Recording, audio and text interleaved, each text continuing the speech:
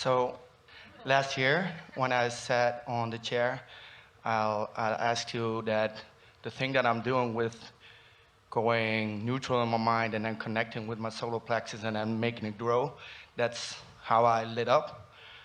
So before I got that answer, I always thought of that as a get in the hot seat trick. Or get anything in the life I want trick. Or Yeah. this is how it works trick. Yeah, so when I was home, Because it's what we just talked about. It's having already identified the desire and then in this moment not doing anything that gets in the way of the desire. And so what you just said in really a good way is trying too hard gets in the way, doesn't it? yeah, And not trying at all is a much better plan. yeah, But it seems counterintuitive to humans who have come to believe so much in their trying and in their strain and pain. yeah, and it's like you said, sometimes it's the balance of wanting it so much that you allow yourself to focus in the right way, but not going too far with it and introducing resistance to it. And sometimes it's difficult to find that spot. Jerry was teaching in his financial planning work that he was doing with people. Put your basket out there far enough that it excites you when you hit it, but not so far that you can't hit it. And it's kind of like that, isn't it? Yeah. And you just keep managing that. That's what deliberate creation is. It's the massaging of that. Yeah, so when I was home, I thought, okay, I can build on this feeling and build on this connection that I make.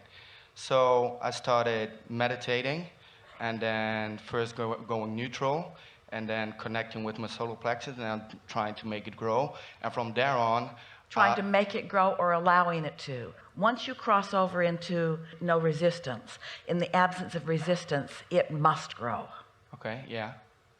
And then I'll put in an intention that I wanted to receive thoughts from my inner being. Now the intentions are already there, but by focusing on the intention, this is really something worth clarifying, because once you are really accurate that you are in that state of allowing, then by focusing on something that is satisfying and knowing for sure that you're not introducing resistance by focusing upon it, then you can speed the process. It's a question that people ask of us quite often. Abraham, you seem sort of like you're contradicting things, because you tell us to be a deliberate creator and then you tell us to be an allower. So which is it? Am I supposed to think about what I want, or am I supposed to just chill out and let what I want be? And we say, well, both are necessary, because if you don't define what you want, then there isn't a vortex that can be received by you. The answer to the question is, which feels most to you? Which feels the best to you? So we're just going to ask you some questions which will answer your question, and then we want to hear more from you. So we talked on the first day about the car that had no resistance at the top of the hill, no brake on, out of gear, and how if you nudge it a little, it will go down into the bay. But you can stop it if you stop it early on, but you can't stop it if you wait until you're at the bottom of the bay and try to stop it. So we want to talk about the emotional scale and the emotions that feel the worst, which indicate the most resistance, and the emotions that feel the best, which indicate the least resistance. So when there's despair, you can find some relief in revenge, because at least you've got some of your power back. And if you're in the revenge mode, you can feel some relief by letting go of that and just being angry. And if you're angry, you can feel some relief by letting go of that and feeling frustration. In other words, there is releasing of resistance, and it feels like relief. When you cross over this center place in this emotional scale, which we are calling contentment or satisfaction, when you cross over into that, you release the last bit of resistance. And when you're satisfied, there is not resistance. So when you are in the state of meditation, and we like your words, you've made your mind go neutral. We like to say you feel detached, you're not thinking. And since you're not thinking any thought, then you're not thinking resistant thought. And when you're not thinking a resistant thought, that feels wonderful. But feel the difference between feeling wonderful because you're not thinking a resistant thought because you're not thinking any thought. Feel the difference in that and not feeling resistance because you're now thinking non-resistant thoughts. Did you hear the difference? Your mind isn't quiet, but there's still no resistance. You've tuned in, and now your emotions can move rather quickly when you focus that way, from satisfaction to eagerness to invincibility. In other words, you can find yourself feeling such passion as non-physical energy. That's what's happening as Esther is allowing us to speak to you through her, is that she was in this place of non-resistance, but as we are flowing through her, it goes far past just that mild satisfaction into eagerness and passion and fantastic interest and invincibility. You see? Yeah, I can go there. Yes.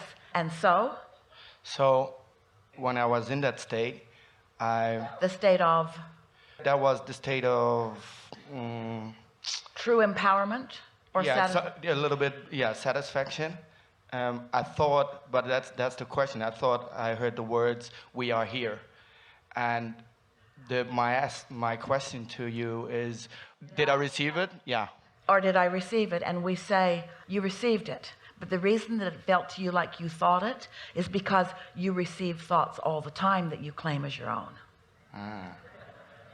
Yeah, because, when I heard that, I immediately started crying and I got goosebumps and whatever was all over the place after that. But so much connection and so much impulse comes from your pure connection with source energy. And so now what you do is, because you don't have to be in meditation to receive like that. You just can't be in resistance. So anytime you're feeling satisfaction or more, you are in the receiving mode, and thoughts and impulses that flow to you and through you are absolutely coming from your inner being, and you are receiving them. all right. Nice to know. That's nice to know. Thank you. In the early days, Esther wondered about that too, because first of all, we're not speaking words. We're offering vibration that she is translating into the word equivalent. And so it's logical that it is her vocabulary that's being used, her turn of phrase, her even examples of life. And so she began standing at the podium or sitting in the chair or wherever she was at the beginning of every interaction with us with this projection of thought as she relaxed into the experience. Abraham, I want to speak clearly your words.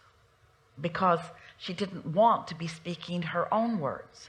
But when it is your mechanism, when it is your point of view and your inner being is speaking through. So in the beginning, we say to you, we see you here in your physical bodies, and we say, here you are in your physical body, but you are more than you know. And then we say, there's a non-physical part of you that you were before you came into this body. And then we say, and that non-physical part of you that was you before you came into this body still is, even though you're in this body. Because only part of that consciousness is in this body, and the larger part of that consciousness is not. So that conversation, in some ways, served to sort of separate you from you just a little bit, as we talked about the physical you and the inner being you. And then we began talking about the blending of the two, because that's really what it is all about. You want to be in this physical body as a full recipient. We touched on this just a little bit the other day, but we really want to embellish it now by reminding you that as source energy flows through you, you are an extension of that source energy, but you are such an important part of what source energy is focused upon. We really are all in this together. And we mentioned that as many who would sit in an audience or visit with us in this way, who find Esther to be clear and confident and really exhilarated about what's pouring through. In other words, you are witnessing an absence of resistance as you are having this experience with Abraham in this way. But for someone who doesn't understand the basics of that blending, who hasn't come to understand who they also are as extensions of source energy, they might just think that this is someone with very practiced words who does a good job of expressing them in confident seeming ways. But once you have, and really only when you have, as you have, come into your own alignment with source energy, only when you know for sure that you have quieted your mind and that you're in a state of non-thought, and only when you have felt the rising of your own vibrational frequencies and the integrating of the frequencies of you with your inner being, and then received the projection of thought, then you understand, then you know, then you are intertwined, then you know your potential, then you understand, then you've found your place in the universe again for sure. And this connection, we say it often, it's not like a college degree where once you accomplish it, it is yours forevermore. It either is or it isn't in the moment. These piles that we want you to mix everybody up and put in, these piles of under the influence or of your inner being or not, they are not permanent piles. It all has to do with what you're doing with your vibration now, and more important, what you've been doing. Yes.